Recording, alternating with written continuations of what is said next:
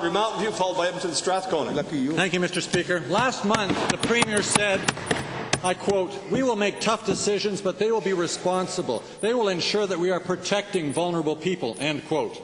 Jody is a mentally disabled mobile adult who supervised community activities get her out of her basement for volunteering, group activities and exercise. They've eliminated her need for antidepressants.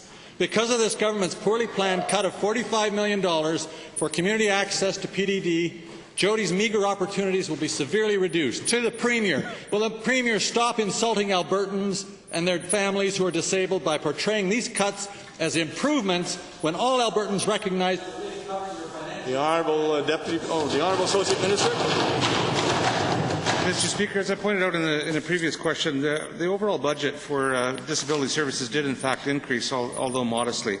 Nonetheless, we have there's always difficult decisions to make when you are talking about the care of vulnerable Albertans. What I did commit, and we did not cut that budget completely, what I did commit is those people that rely upon community access supports, that need them, that are identified in their assessments, will still get those supports, Mr. Speaker. Honourable Member. Well, Mr. Speaker, let me go to the Minister of Human Services then, who's dodged these questions repeatedly. How can the Minister be seen as anything but irresponsible in forcing these drastic cuts in 3 months? He's clearly out of touch with our most vulnerable and their families. Honourable Minister of Human Services. I would answer that by saying, how can that honourable member be so irresponsible as to scare vulnerable Albertans, when the answer is very clear.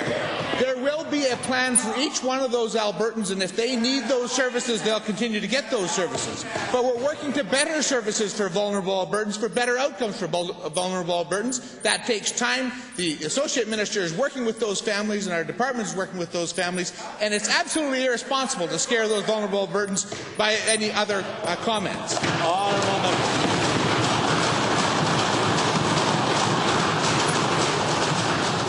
Working with the families doesn't mean listening to the families, Mr. Minister. Given that you want to increase employment and post-secondary for the severely disabled, which is impossible for people like Jody, and given that Alberta Works has cut $100 million from employment programs, post-secondary has taken more drastic cuts, how is this not irresponsible? Are these ministries even talking to each other? Honourable Minister. What's irresponsible, Mr. Speaker, is to lump every single disabled Albertan in the same can and say these cuts are going to affect all of them in the same way. What we're doing is responsibly looking at each particular program, at each particular individual and each particular individual's needs, and saying, how can we get better outcomes for those people? And yes, we are working with enterprise and advanced education with respect to how we get skilled levels up. And yes, we are targeting our resources so that instead of devoting them to the advantaged Albertans who have the opportunity to get good jobs and a good economy, we're targeting them at those who have barriers to success so that they too can participate in our economy.